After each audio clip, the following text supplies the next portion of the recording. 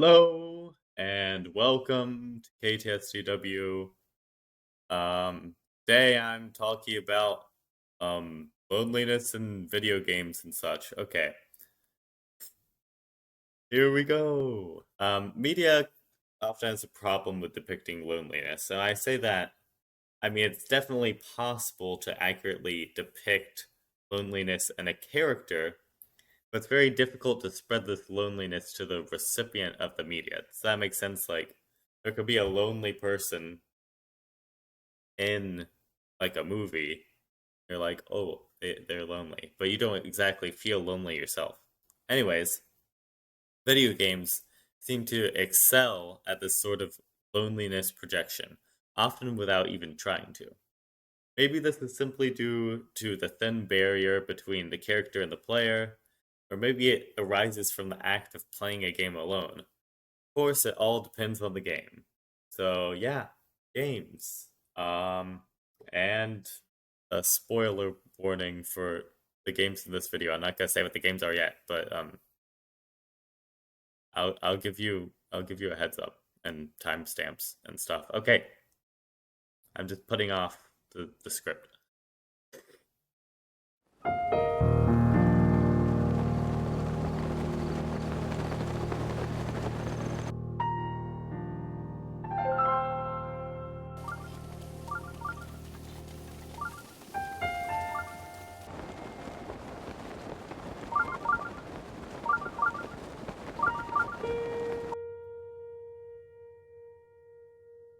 For whatever reason, Breath of the Wild was the game I thought of first when I had the idea to make this video. I've kind of had the idea to talk about its sense of isolation for a while, so maybe that's why. Isolation has not been absent from the other Zelda games, and I would even argue that it's a common through line. Like, I don't know much about the 2D Zelda games, because I haven't played any of them. But I do know that Breath of the Wild took a lot of inspiration from the overall design of Zelda 1, so I can assume that the feeling was around even then. And I also haven't played Ocarina of Time, although I should. I've been putting it off for a while. For Ocarina of Time, I can just imagine the feeling of losing a community as you walk into, like, a desolate castle town. And, of course, I think, as playing all the other 3D Zelda games, they all have this sinking loneliness behind them. Even, like, the lighter ones. Even a little bit in Skyward Sword, not as much. Yeah, so some of these games excel at this effect more than others, but it seems to be just as consistent as the existence of Link or Zelda and Ganon. Zelda is just really good at creating these wide open areas to be in, often with long stretches without seeing another human. I think that Twilight Princess is also very strong in this area, especially in the sections where you have to be Wolf Link and you're around all these people, but they don't actually know who you are. Breath of the Wild is a master at providing the present player with this lonely sensation. It replaces a grand, sweeping score of late Hyrule fields with soft, scattered piano melodies. Towns are both sparse and sparsely populated. While there are no shortage of shrines, Korok seeds, and other miscellaneous quests to keep you busy, you can often find yourself simply pausing to take in the moment.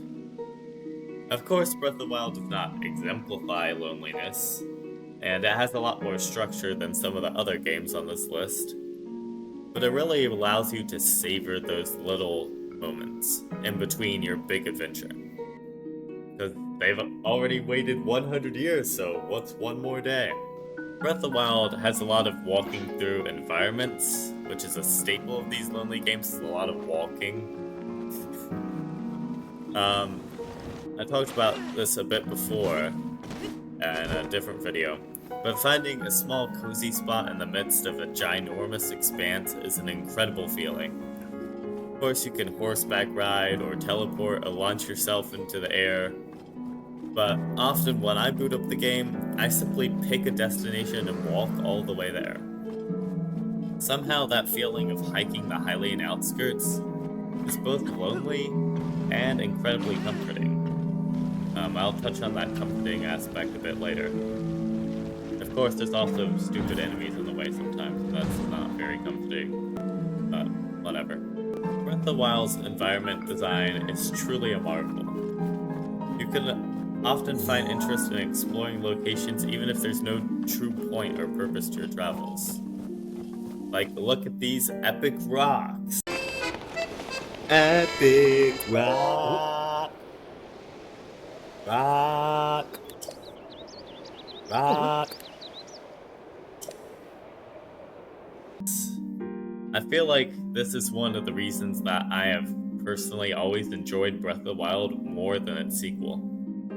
Although Tears of the Kingdom has a great sense of community, this seems to effectively replace the isolation that once existed in this version of Hyrule. And honestly, I like that loneliness more.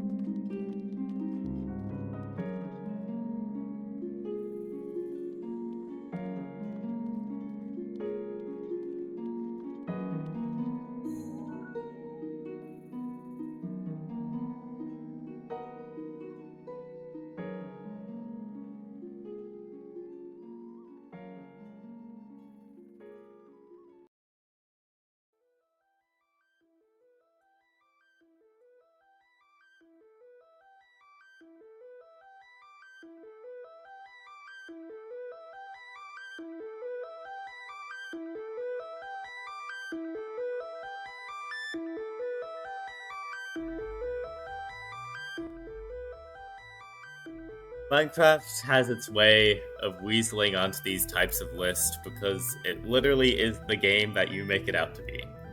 And what do I make it out to be? Loneliness. I'm a person who doesn't quite get the opportunity to play Minecraft with others. And the times I did try, it never lasted long, so maybe that's why I feel this way. As you all probably know by now, I play on beta, which means no villagers, no pillagers, no humanoids that aren't undead, so, I mean, they're zombies. But if you ever tried to chat with a zombie, it doesn't really work out very well. Despite how other games actively try to be unsettling, with, like, random arms sticking out of the ground and such, Minecraft at times can be the scariest game on this list. Although death is usually impermanent, you risk losing the comfort you have made for yourself. That's what survival is. It's creating comfort in the midst of an unfamiliar abyss, kind of like what we talked about earlier. That's why, in this world, death is so daunting.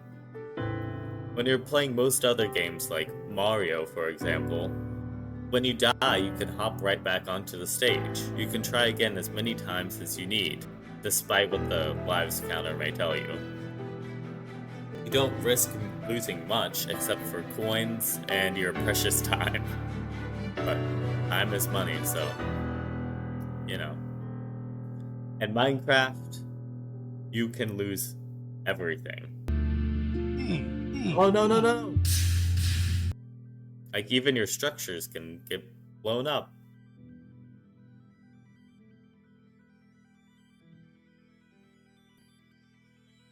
And once again, as I've done about a billion times on this channel, I'll take the opportunity to praise Minecraft's music, as it's often very comforting inside this wide, unknown world. It can really lift your spirits, even if you're lost without direction or your hard-earned items. So thanks, Daniel. Well, I've harped on this game long enough, but there's one short tangent I want to go on. So I've been wondering for a while now why efficiency has become the main focus of like modern Minecraft content and stuff. Like I see it, giant trading halls and all these villagers in the trading halls. I'm just wondering, people are anyways.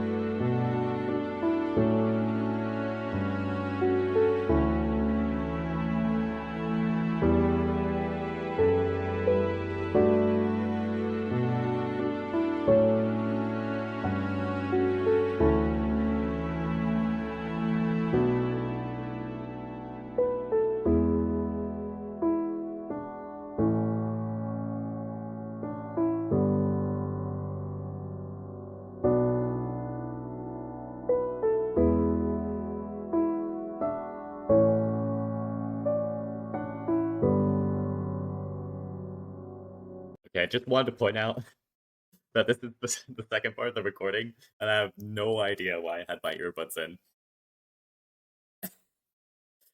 Anyways.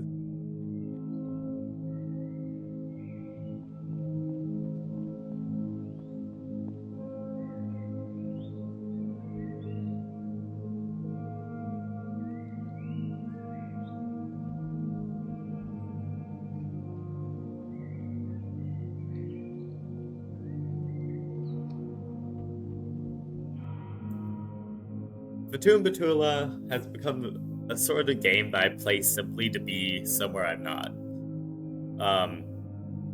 I think the developer himself said that the environment design was the main focus and everything. It has some incredibly immersive environments, and a grand story that I simply fail to comprehend. 1 second you'll be talking to the ghost of this weird fisherman hand guy. The next you'll end up wasting an hour of your life listening to a full audio episode of Father Knows Best. The coffee that's always good to the last drop.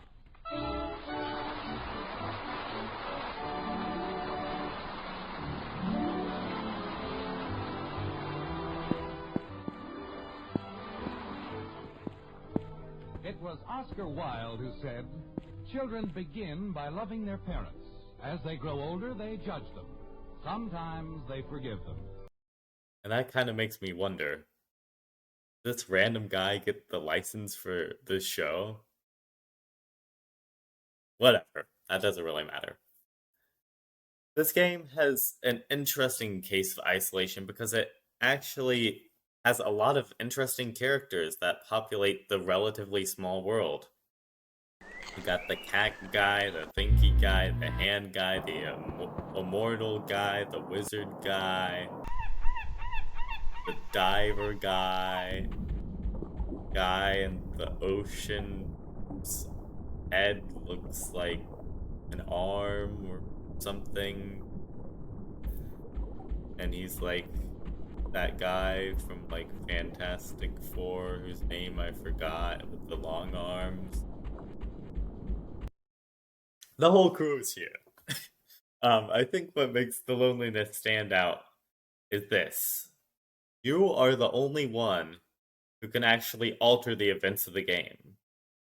Which, I mean, is in most video games, but I think it definitely increases the loneliness here. It'll make sense of it. This constant revisiting of the same areas almost removes you from humanity, as your curiosity drives you to find new endings. I would say it's a lot like how the genocide route works in Undertale, but no, I am not doing that for this video. I'm not doing that never. Anyways, as I was saying, I find it really interesting that in order to access many of the areas in the game and obtain most of the possible endings, you have to kill this aforementioned cat guy. Well, apparently it's supposed to be a raccoon. But come on, he looks like a cat. I'm gonna call him a cat guy. Unlike the lovable cast of Undertale, I have literally zero connection to this guy. And that connection becomes thinner and thinner as he becomes a catalyst for experiment. Well, what if I feed him? What if I kill him? What if I take this weird interdimensional fish and give it to him? Oh shoot, now I've really screwed up. I think this Steam trading card labeled important choices sums up this interaction perfectly.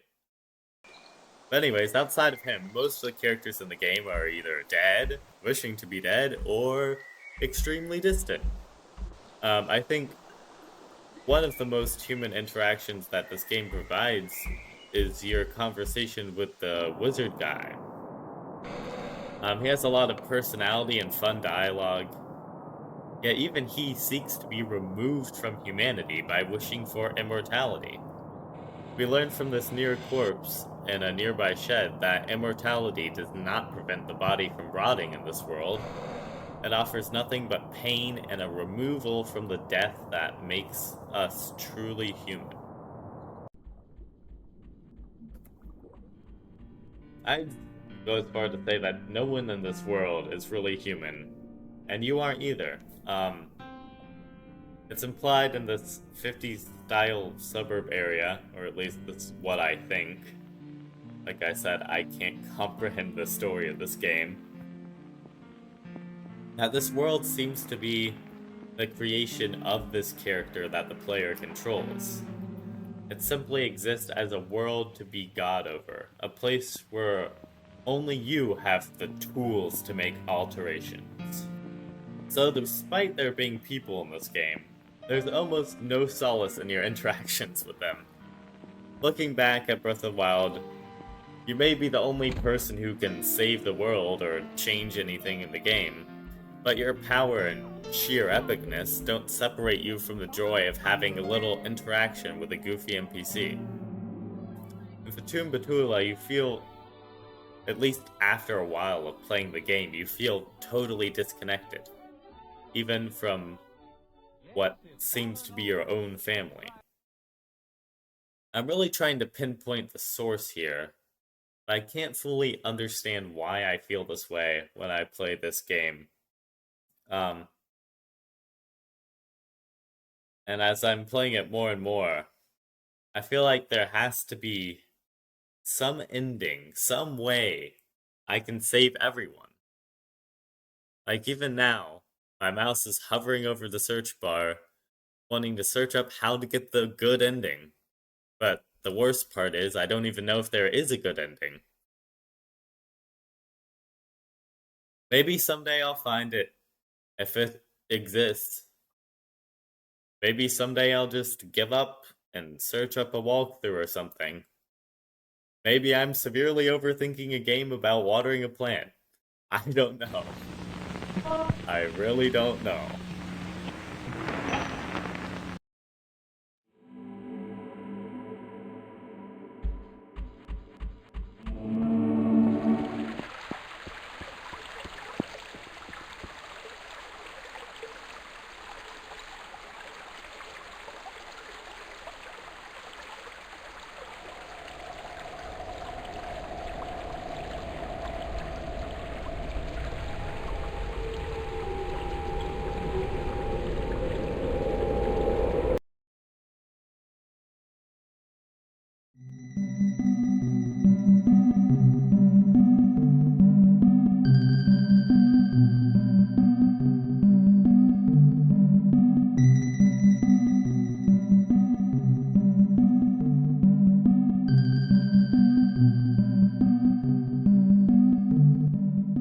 Yes, this whole entire video is just an excuse for me to talk about Yume Nikki. Get over it. I feel like this game has some sort of power that makes me just want to sit here and play it forever. Of course I have a life and all. But I'm telling you, if you put Yume Nikki against Animal Crossing, Yume Nikki would win the most comforting game award every time. I don't want your crippling debt. I'd rather have appendages. Well, anyways, I think a lot of the appeal from this game is that it allows you to get lost. It's a lot like a real dream, or a lot like my weird dreams, wherein every moment keeps you wondering and guessing. These incomprehensible, interconnected worlds. I love them all. Well, except for hell, because I always get lost in there. But there's something about wandering. Even if you don't know exactly where you're going, but I'd say especially if you don't know where you're going. Like even in real life, I like to just pick a direction, ride my bike just to see what I can see. Anyway, the reason that Yume Nikki does this so well is because it aims for that loneliness, and its tactics hit hard. Here's just a couple of things that I think the game does to isolate the player. First of all, this game has a lot of, I guess what you would call NPCs. Yeah, they're NPCs. I don't know why I said I guess. It was stupid. Anyways, this game has a lot of NPCs wandering around, but for the most part, you can't really interact with most of them. The only tool you have to communicate with these beings is your trusty kitchen knife. Or I guess a cat or whatever. I don't know why, considering the prevalence of, like, video games that don't take death seriously, but I almost expected this game to have consequences for all the killing. But you mainly just get money from it, and the money gives you more health, which as far as I found has literally zero use. Another thing that this game does well is it creates intrinsic little destinations for you to follow in a very interesting way. Like I said before, most of the wandering seems to be aimless, but I think that the game creates a distinction between these three types of rooms that I'll call landscapes, hallways, and homes. Let me explain. These landscapes are these wide open rooms that often feel like a place somewhere in between both location and emotion. I'm mainly talking about the first room behind the original. I think there's 12 doors in the door room. For me, these rooms open up a little time of reflection and thought, both before and between adventures in this dream. They're like the ginger and a platter of assorted sushi. They cleanse your palate while still having their own distinct flavor. Does that make any sense? Anyways, then there's the hallways, where the player seems to spend the most time. They connect the other rooms together, and in my opinion seem to be vague representations of negative emotion. Like, for example, the aforementioned hell. But there's also, like, that mall place, and that sewer place, and others. A lot of others.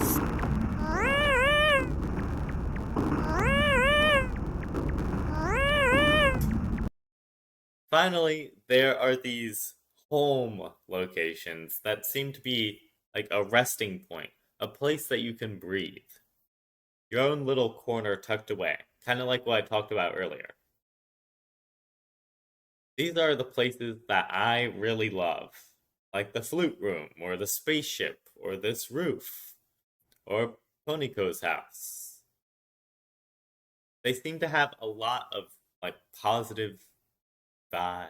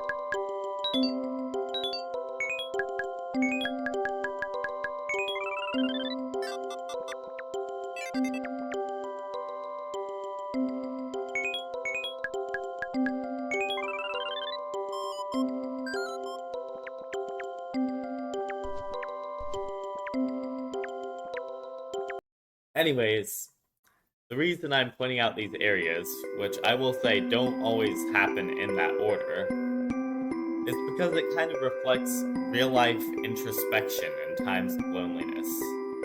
Like, at least for me, my brain can really focus on those negatives, like the hallways. Like, I can eventually reach one of those homes. It's like working through a problem, working through... How do I explain? It's like when you're working through something in your head, you always have to get through those hallways to get to the homes. Does that make any sense? Your brain has to get through the negative, I guess, or it focuses on the negative before you can get to that positive state. Anyways, I also feel like that I can always remind myself that I have access to those neutral spaces when I'm working out a problem in my head. I can always calm down and come back tomorrow if I just remember that I can. Of course, my psyche is not yours, and not everyone is going to feel the same way, but at least in my own personal interpretation, this cuts to my heart. And somehow, despite all this, I still find this game to be infinitely comforting. Okay. I'm talking about video games, no need to get that deep. But one last thing about this game, I promise. I could talk about this for like a whole day, and then all of you would get bored. If you want me to talk about Yume Nikki for a whole day, okay, I'm not gonna make a video that long. But if you want me to make another video, you should leave a little comment saying that I want another one. Anyways. What I want to say is that all of the humans, or at least the characters that seem to cling to humanity, are so isolated.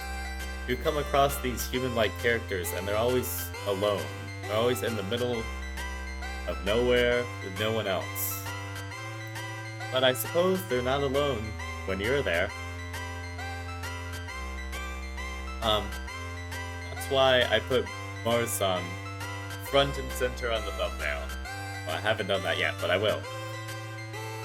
Like, he's obviously not a human, but he's stuck out here in a cave that no normal-sized person can get into. Constantly, well, I think he's maintaining this crazy machine for eternity. Like, maybe he chose this life, but that's rough, buddy. Of course, there are so many games that have this feeling that I didn't even mention. Like empty multiplayer maps, Silent Hill 2, maybe Outer Wilds, Silent Hill 3, Super Monkey Ball, Touch and Roll. Can you tell I haven't played any of these? Maybe I'll play these soon. Some of them. I don't know. So now you're thinking that games are lonely and depressing. You're welcome. Just kidding. Games are also super fun, especially when you play them with some pals. And I still find lonely and depressing games to be super fun, so maybe that's a bit concerning. So a moral, I guess. When you're lonely and you've finished playing Yume Nikki, try to reach out to a friend or something. Okay, boy.